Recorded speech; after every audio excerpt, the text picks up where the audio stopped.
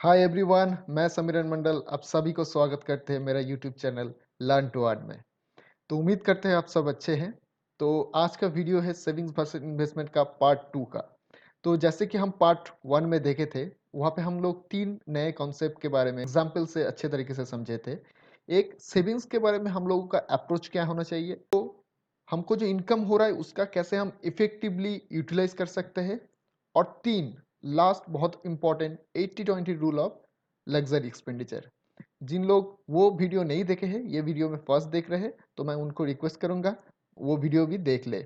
Link मैं description में और आई बटन पे दे दूंगा। यहाँ पर पार्ट 2 में भी हम 3 चीज़ों का डिस्कस करेंगे, 3 कॉन्सेप्ट का। एक है पर्सनल फाइनेंस। पर्सनल फाइनेंस क्या है, उसका क्या स्टेप है, वो डिस्कस करेंगे। दूसरा डिस्कस करेंगे हम इन्वेस्ट के बारे में। देखिए, सेविंग्स तो हम थोड़ा बहुत इतना तक जान गए हो, इतना तक सीख गए हो। तो अभी इन्वेस्टमेंट के बारे में हम लोग देखेंगे। और लास्ट बहुत इंटरेस्टिंग होने वाला है, लास्ट में हम डिस्कस करेंगे एक लाइव डेमो देके कैसे हम थोड़ा 1,000 रुपये हर महीने इन्वेस्ट करके करोड़पति बन सकते हैं। जी हाँ, 1 करोड़ तक कमा सकते हैं। तो चलिए, पहला टॉपिक है पर्सनल फाइनेंस। तो देखिए, पर्सनल फाइनेंस हम किस स्टेटस पे है और किस तरफ हमको जाना है, कैसे जाना है। तो यहाँ पे 3 स्टेप होता है। तो चलिए वन बाय वन हम लोग अच्छे से समझते हैं। हो गया step number 1, financial security. Personal finance ये बोलता है कि आप खुद को फाइनेंशियली सिक्योर तभी बोल सकते हैं जब आपके पास अपना मंथली एक्सपेंडिचर जो है उसका 1 साल तक आपके पास रिजर्व हो। तो इसको हम एक एग्जाम्पल से अच्छे तरीके से समझते हैं। तो मान लीजिए आपका मंथली एक्सपेंडिचर है 10,000 रुपये। तो पर्सनल फाइनेंस क्या बोल रहा है, आप खुद को फाइनेंशियली सिक्योर तभी बोल सकते हैं जब आपके पास 1 साल का मंथली एक्सपेंडिचर रिजर्व में हो। तो उसका 1 साल मतलब 12 महीना। तो आपका टोटल कितना हो गया, टोटल आपको हो गया है 10,000 का 12 महीने तक, मतलब 1,20,000। पर्सनल फाइनेंस ये बोलता है अगर किसी का एक्सपेंडिचर महीने में 10,000 है तो वो खुद को फाइनेंशियली सिक्योर तभी बोल सकता है जब उसके पास 1,20,000 कैपिटल हो, मतलब सेविंग्स हो, 1,20,000 का लिक्विड कैश हो, वो जब चाहे वो निकल सकते हैं।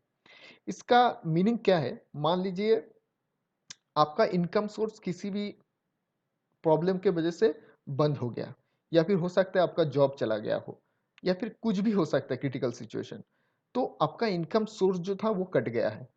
तो अभी आपके पास उतना सेविंग्स या कैपिटल होना चाहिए जिससे आपको अगले 1 साल तक कोई फाइनेंशियल क्राइसिस में नहीं पड़ना पड़े, तो आप स्मूथली उसको रन कर सके। तो ऐसा सिचुएशन को ही बोलते हैं फाइनेंशियल सिक्योरिटी। दूसरा है फाइनेंशियल स्टेबिलिटी। तो फाइनेंशियली स्टेबल तब बोल सकते हो जब आपके पास अगले 5 साल का एक्सपेंडिचर रिजर्व हो। मतलब इसी एग्जाम्पल के अगर आप समझे तो 10,000 करके आपका 12 महीने का 1 साल हो गया, तो ऐसा 5 साल है।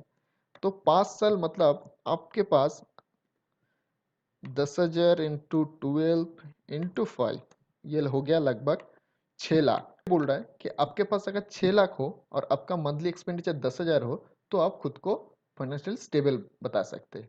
या फिर आपको इनकम सोर्स अगर किसी भी हालत में बंद हो जाए तो अगले 5 साल के लिए आप इजीली सरवाइव कर सकते हैं, उसमें आपको फाइनेंशियल क्राइसिस नहीं आएगा आपका लाइफ में। तो इसलिए थर्ड स्टेप में है फाइनेंशियली फ्रीडम। ये सबसे लास्ट और इम्पोर्टेंट स्टेप होता है।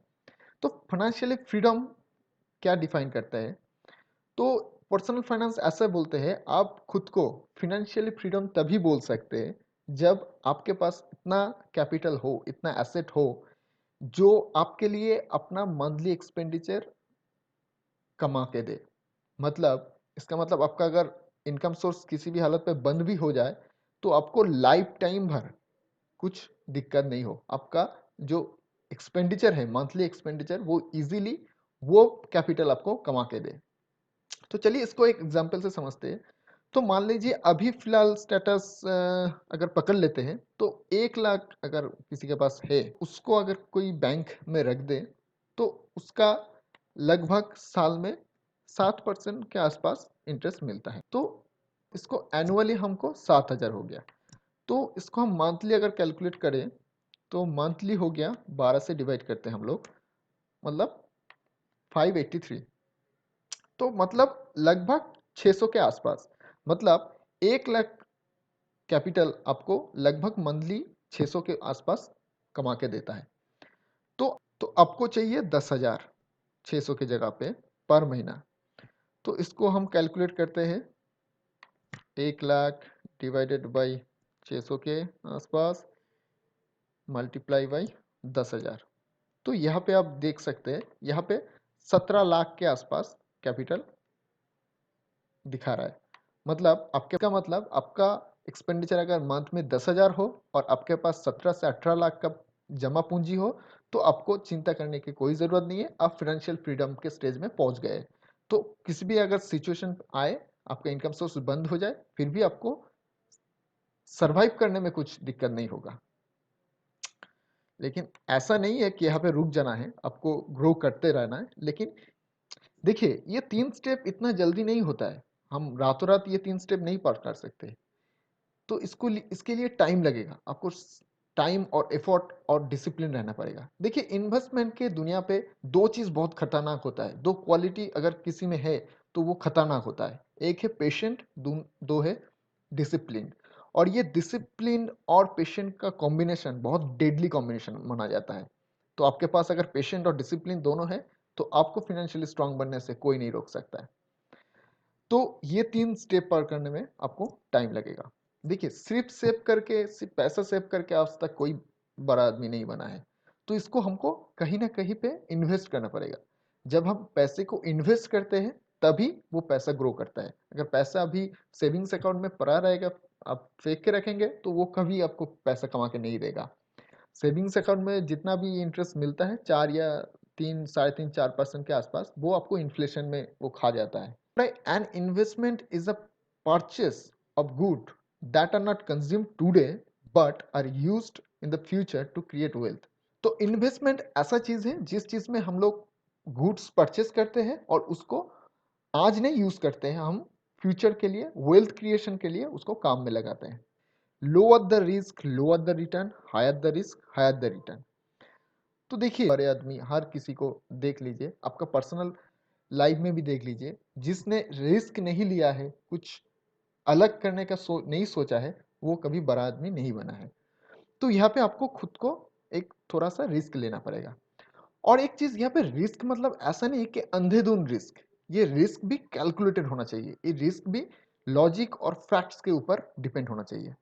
यहाँ पे बोल रहा है, आपका सेविंग्स अगर अब मान लीजिए 1,000 रुपए है, तो वो सेविंग्स का आप 80% आप विदाउट रिस्क में डालिए और 20% आप कैलकुलेटेड रिस्क में डालिए। विदाउट रिस्क मतलब बहुत सारा इंस्ट्रूमेंट है सेविंग्स का, जैसे कि बैंक, एफडी हो गया, पीपीएफ हो गया, एनएससी हो गया, पोस्ट ऑफिस का जो होता है, एलआईसी हो गया। ये ये जितना सारा इंस्ट्रूमेंट है सेविंग्स का, जितना ये सब लगभग जीरो रिस्क होता है, इसमें कोई रिस्क नहीं होता है। लेकिन 20% अमाउंट आपको ऐसे जगह में रखना है जहाँ पे थोड़ा बहुत रिस्क है, और वो रिस्क को हम नॉलेज के ऊपर, वो रिस्क को हम नॉलेज लेके, वो रिस्क के बारे में जान के उसको हम मिनिमाइज कर सकते हैं। तो ऐसा रिस्क एरिया कहाँ है? म्यूचुअल फंड हो गया, शेयर मार्केट हो गया। तो पर्सनल फाइनेंस बोल रहे, हम जितना भी इनकम करें, उसका 80% इनकम, 80% सेविंग्स हमको ऐसे जगह पे रखना है जहाँ पे कोई रिस्क नहीं है, सेफ है। और 20% हमको ऐसे जगह पे इन्वेस्ट करना है जहाँ से थोड़ा बहुत रिस्क है, लेकिन हाई रिटर्न भी हाई है। वॉरेन बफेट सर, जो इन्वेस्टमेंट का फादर माना जाता है, वो सर एक अच्छे बात बताया है कि don't put your all eggs in one basket. मतलब आपका सारा अंडे जो होता है, आपका सारा जो एसेट जो होता है, वो एक ही बास्केट में आप मत रखिए, बहुत सारा बास्केट बनाइए और रख दीजिए। अगर कुछ दिक्कत हो तो आपको एक बास्केट जाए, लेकिन दूसरे जो बास्केट है वहां से आपको रिटर्न मिल जाए। तो हमको डाइवर्सिफाई करना है। पोर्टफोलियो मैनेजमेंट बोल के एक बहुत बड़ा सब्जेक्ट है, इसके ऊपर भी मैं वीडियो बनाऊंगा आपको नॉलेज देने के लिए। तो ये सब यहाँ पे यही सब सिखाते हैं, तो हम लोग आगे जानेंगे इसके बारे में कि a small steps can create a big difference in future. आपका एक छोटा सा भी स्टेप फ्यूचर में एक बड़ा कुछ कर सकते हैं। इन्वेस्टमेंट में ऐसा नहीं आपको पहले शुरुआत में भी बड़ा कुछ करना है, ऐसा बिल्कुल भी नहीं है, कहीं पे भी नहीं होता है। छोटे-छोटे स्टेप में शुरुआत करना होता है, छोटे से स्टेप से शुरुआत करना है, फिर बड़ा बनना होता है। तो यहाँ पे भी आप छोटे-छोटे स्टेप लेके भी एक बड़ा डिफरेंस कर सकते हैं। तो चलिए इसको पहले एक एक्सेल शीट पे हम समझते हैं। तो मंथली आपका इन्वेस्टमेंट में पकड़ लीजिए 1000 रुपये। तो मंथली, तो यहाँ पे मंथली आपका इन्वेस्टमेंट है 1000 रुपये। तो मंथली एसआईपी, एसआईपी मतलब होता है सिस्टमेटिक इन्वेस्टमेंट प्लान। यहाँ पे भी हमको मंथली एक फिक्स्ड अमाउंट इन्वेस्ट करना होता है हर महीने। तो मान लीजिए मैं 1000 करके इन्वेस्ट करता हूँ पर महीने। तो मैं दोनों ही कंपेयर करके यहाँ पे दिखाया हूँ कि आपको समझ में आसानी हो कि without risk and with calculated risk. तो विदाउट रिस्क में आप, विथ कैलकुलेटेड रिस्क हम बाद में आते हैं, विदाउट रिस्क में जाते हैं, जो सेफ जगह पे हम पहले जाते हैं। तो देखिए 80% का पोर्टफोलियो जो हम बताए थे, तो विदाउट रिस्क में आप अगर 1000 रुपये का 1 साल के लिए आप जमा करते हैं, इन्वेस्ट करते हैं, तो 1 साल के बाद ऑब्वियसली 1000 का अब 12 महीने मतलब 12,000 आप इन्वेस्ट किए हो, तो 12,000 के अगेंस्ट में आपको ब्याज मिला के इसको 12,500 आपको रिटर्न मिलता है। तो ऐसे अगर आप 3 साल करते रहे तो 1000 करके इन्वेस्ट करते करते आपको वही 12 का कैपिटल आपका 40,000 का हो जाता है। ऐसे 5 साल में आपका 70,000 हो जाता है, 10 साल में आपका 1.7 लाख हो जाता है, 15 साल में 3.1 लाख हो जाता है। तो ऐसे ही आपका 30 साल में 11 लाख के आसपास हो जाता है और 40 साल के बाद 23 लाख के आसपास हो जाता है। तो यहाँ पे आप देख सकते हैं एक छोटा सा अमाउंट 1000 रुपये करके, ये छोटा सा अमाउंट सेविंग्स करके भी आप 40 साल में, 30 साल में इतना बड़ा कॉर्पस। तो आप में से किसी को इसको बहुत आश्चर्य लग रहा होगा, लेकिन यही सच है। जो म्यूचुअल फंड वगैरह, आरडी वगैरह थोड़ा बहुत इन्वेस्टमेंट करता है, उसको पता है कैसे पैसा ग्रो होता है। तो आप यहाँ पे देख सकते हैं ये जो इतना पैसा ग्रो होता है इतना छोटा अमाउंट से, इसको बोलते हैं पावर ऑफ कंपाउंडिंग। और ये पावर ऑफ कंपाउंडिंग टाइम, जितना आप टाइम देंगे उतना वो स्ट्रांग बनता जाएगा। तो देखिए, तो विथ कैलकुलेटेड रिस्क में क्या होता है, यहाँ पे एक्सपेक्टेड रिटर्न हम 7% पकड़ लिए है। जैसे कि बैंक और पोस्ट ऑफिस में लगभग इतना ही इंटरेस्ट हम लोगों को मिलता है। तो यहाँ पे एक्सपेक्टेड रिटर्न हम 12 पकड़ लिए हैं। तो ये 12 बहुत कम है एक्चुअली। आप इक्विटी मार्केट पे आप देखेंगे वहाँ पे एवरेज 15 से 16% वो एवरेज हो जाता है, लेकिन मैं ऑप्टिमिस्टिक होके थोड़ा मिनिमम कैलकुलेट करने के लिए मैं 12 पकड़ लिया हूँ। तो 12% के आसपास अगर 1 साल में देखिए विथ कैलकुलेटेड रिस्क में 12,000 का जो आपका कॉर्पस 13,000 बन जाता है। तो 3 साल के अंदर 43 बन जाता है और 5 साल के अंदर 80,000 बन जाता है, 10 साल के अंदर 2.3 लाख बन जाता है और ऐसे ही बढ़ते बढ़ते 30 साल के आसपास आपको 35 लाख हो जाता है। तो 1000 रुपये हम अगर 40 ईयर्स के लिए ग्रो करने के लिए छोड़ देते हैं तो ये लगभग आपका 1.2 करोड़ हो जाता है। मैं श्योर हूँ ये देख के बहुत सारे लोगों को बहुत सारा दिमाग में कंफ्यूजन चलता है कि ऐसा सच में होता है क्या। तो उसके लिए मैं एक लाइव दिखाना चाह रहा हूँ। तो चलिए हम आगे हमारा सबका प्यारा गूगल बाबा के पास। तो यहाँ पे हम सर्च करते हैं एक एस आई पी कैलकुलेटर करके। एस आई पी हम पहले बता चुके हैं, systematic investment plan, S I P calculator. तो देखिए S I P calculator Axis Bank में भी एस आई पी आप कर सकते हैं, State Bank of India S B I में भी आप कर सकते हैं। अब बहुत सारा जगह पे है वो एस आई पी करते हैं। तो मैं तो मैं पहले वेबसाइट पे ही चला जाता हूँ। तो यहाँ पे एक कैलकुलेटर ओपन हो गया है। तो यहाँ पे देखते हैं हम लोग लाइव। तो मान लीजिए जैसे कि हमारा एग्जांपल में मंथली इन्वेस्टमेंट अमाउंट आपका 1000 है और इसको इन्वेस्टमेंट पीरियड पहले हम पकड़ लेते हैं 10 साल के लिए और रिटर्न 15 नहीं, मैं ऑप्टिमिस्टिक होके 12 पकड़ लेता हूँ। एडजस्ट टू इन्फ्लेशन नो कर देता हूँ। इन्फ्लेशन के साथ एडजस्ट करके भी हम कैलकुलेट कर सकते हैं, लेकिन वो हम यहाँ पे नहीं कर रहे। यहाँ पे हम सिंपली समझने के लिए सिंपल कर रहे हैं। तो इसको हम कैलकुलेट में अगर दबा देते हैं तो यहाँ पे आप देख सकते हैं कि एक चार्ट बन के आ जाता है कि 10 साल में क्या स्टेटस होता है। तो 10 साल में एक्सपेक्टेड अमाउंट आपका हो जाता है 2.3 लाख और इन्वेस्टेड कितना है 10 साल में आपको 1.2 लाख ही आप इन्वेस्ट किए हैं। हर महीने 10 1,000 करके 10 साल तक आपको इन्वेस्टमेंट रुपए है 1.2 लाख। अमाउंट को इन्वेस्ट करके ही आपको रिटर्न मिलता है टोटल कुल मिला के 2.3 लाख का। और यहाँ पे इस साइड पे भी एक चार्ट पे हम देख सकते हैं, जो चार्ट मैं वहाँ पे दिखाया हूँ वही यहाँ पे दिखा रहा है कि 30 इयर्स अगर ऐसा करते हैं तो 35 लैक्स एंड 35 इयर्स अगर ऐसा करते हैं तो 65 लैक्स। तो आप समझ सकते हैं कितना तेजी से ये ग्रो होता है। तो यहाँ पे हम पकड़ लेते हैं 10 साल के बदले में पकड़ लेते हैं अभी 40 इयर्स पकड़ लेते हैं। तो देखते हैं 40 इयर्स में क्या होता है। तो देखिए जैसे भी एक्सपेक्टेड है 40 इयर्स में आपका बन जाता है 1.2 करोड़ और आपका इन्वेस्टेड कितना होता है 40 इयर्स तक 4.8 लाख।